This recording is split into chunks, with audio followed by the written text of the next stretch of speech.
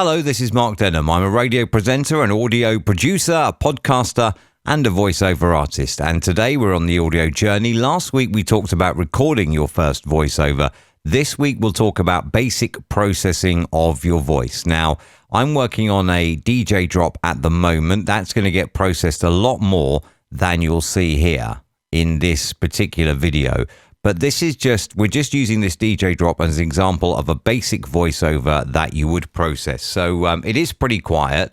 I've recorded it quite quiet. Here it is. Flawless tunes, flawless mixes. You're listening to DJ Flawless. There you go. There is the voiceover. Now, it's important to know that you will do your processing in the effects rack. So each one of these effects that you add will be done in effect rack order. So 1 before 2, 2 before 3. So you've got to get them in the right order. What I would do firstly, which you can't do here, is you can't put this in the effects rack, is I would normalize that up firstly, and then I would add a bit of equalization, a bit of compression, and then normalize it back again to a decent level, and then that would be it if it was just a basic voiceover. I will continue to work on this after this video as well to get it done, but what I'll do is I'll record that for the next step of the audio journey as well.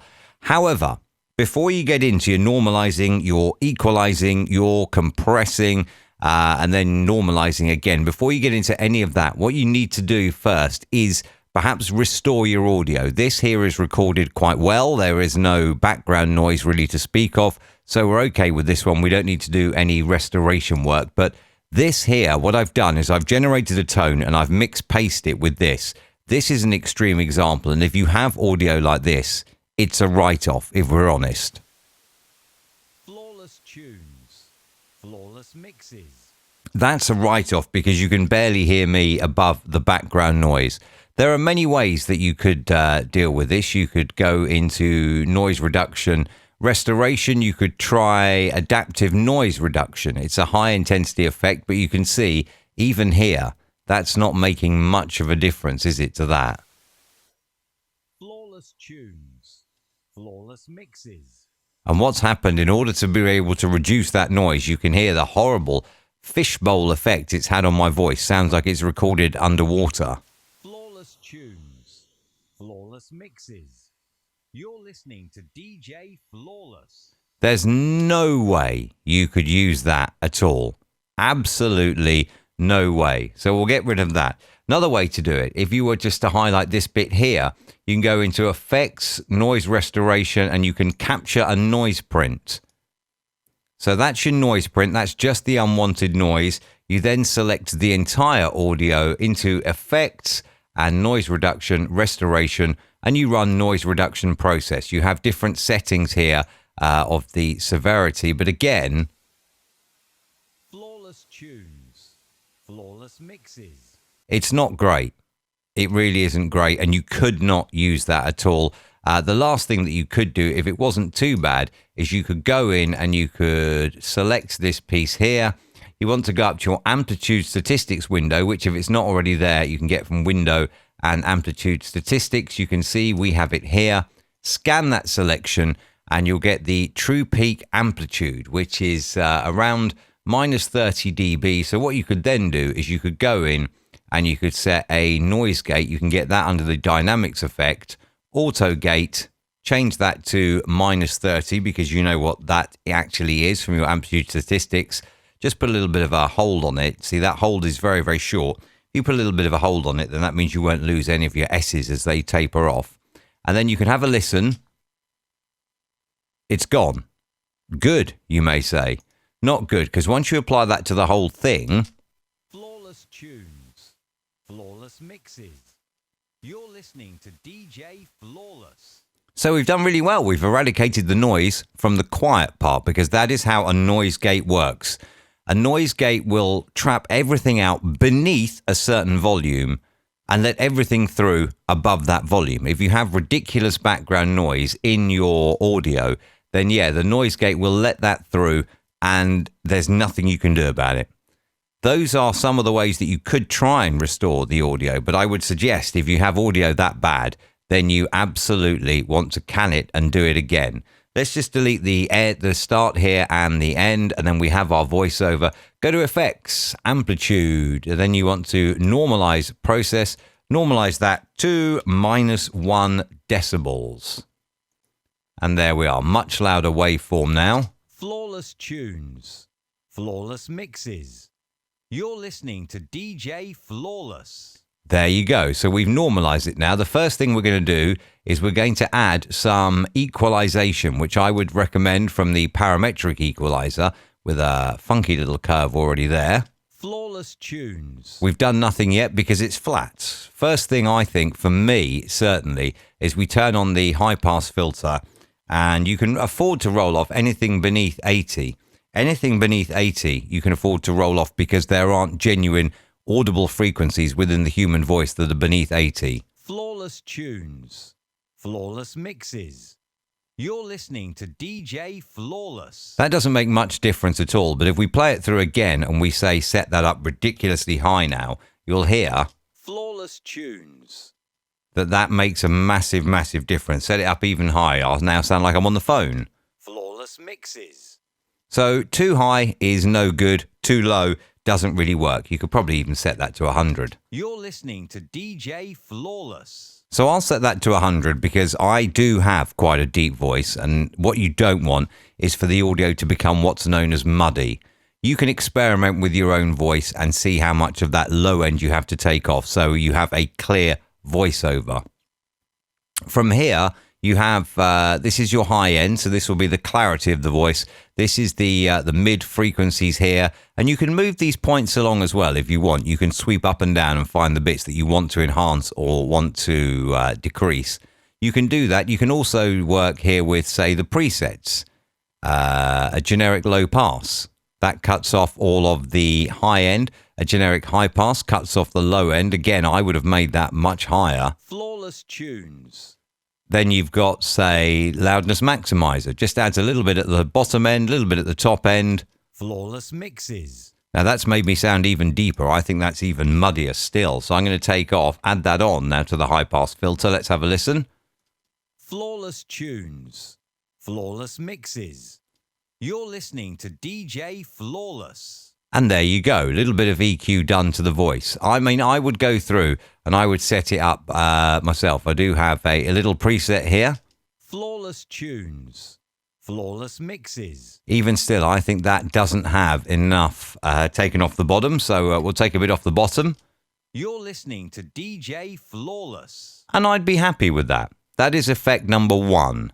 So if you see here, this is what's happened in the bottom. We've only equalized it, so we've not made that much difference at all yet. Now we'll go in and we'll apply a simple compressor. So we'll use the single band compressor for the sake of this. Again, I would suggest you go back to your amplitude statistics window, run a scan, and what you want this time, if we maximize this window here, what you want this time is your average RMS, which is minus 34.54. So we'll call it minus 34 for the sake of this, and we'll set that as the threshold.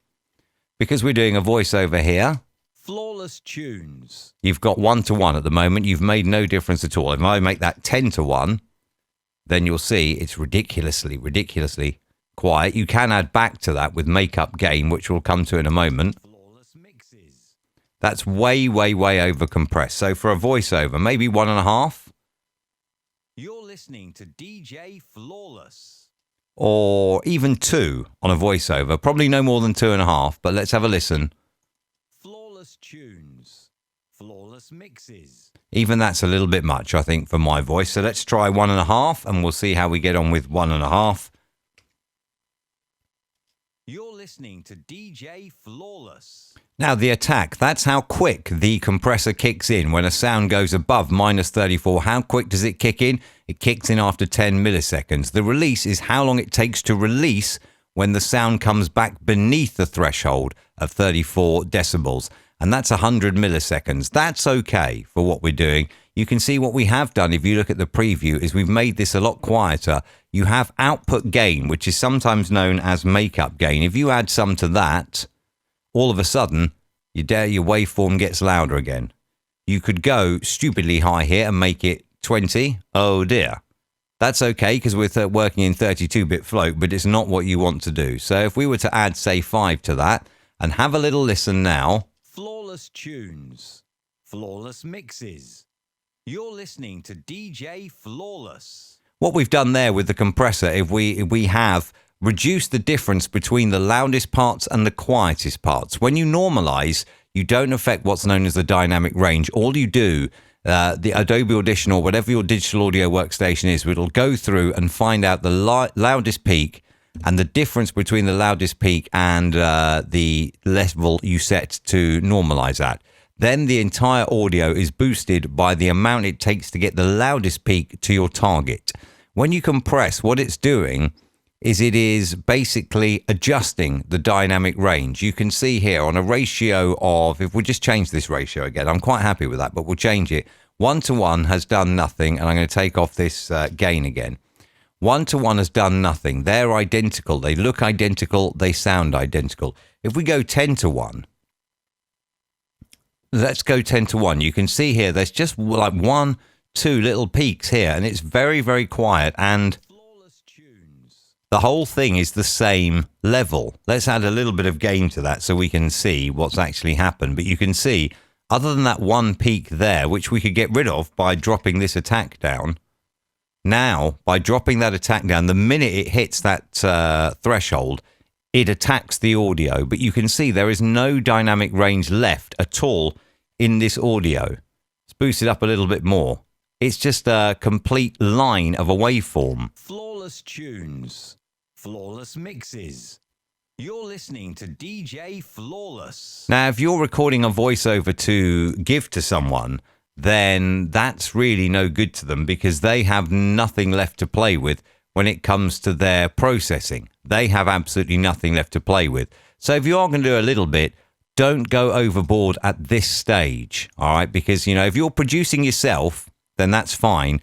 Always bear in mind your target output. But if you're just recording a voiceover to then send to an audio producer to produce something, leave them something to work with. So maybe just a little bit of compression, a little bit of EQ, and then they can do whatever they want to their own personal taste. Again, a little bit less compression. You can see now we're now just peaking there.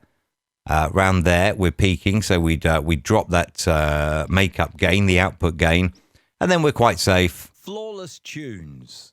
Flawless mixes. Right, we're happy with that. That's basically processed. We click apply, and there we go. We can get rid of the preview window now because we've finished all of that. Amplitude and compression, normalize to -1 dB. And there we go. There's your basic voiceover, which you would then save. Flawless tunes. Flawless mixes. You're listening to DJ Flawless. And that's basic processing of a voiceover. That one's a DJ drop, so it will get a lot more treatment than that before that is finished and sent off. And thank you very much for the order, by the way. If you are trying to produce, let's say, rather than just record a voiceover and get a little bit of basic processing, stick with the audio journey. We'll be talking about more in-depth processing in the next part. Hope this video has been of help to you. I hope you've learned something from it. As I say, more in-depth processing next week. If you're a podcaster as well, we'll also look at podcast production too over the upcoming stages of the journey. But thank you for taking the time to check out this video. The audio journey is, of course, on markdenham.com as well. This one, though, being actually more hands-on rather than theory, is mainly video. But you can always check out markdenham.com for the other parts of the audio journey. And if there's anything I can do to help you, just use the contact tab and get in touch. Thank you very much for checking out the audio journey video today. Have yourself a great day.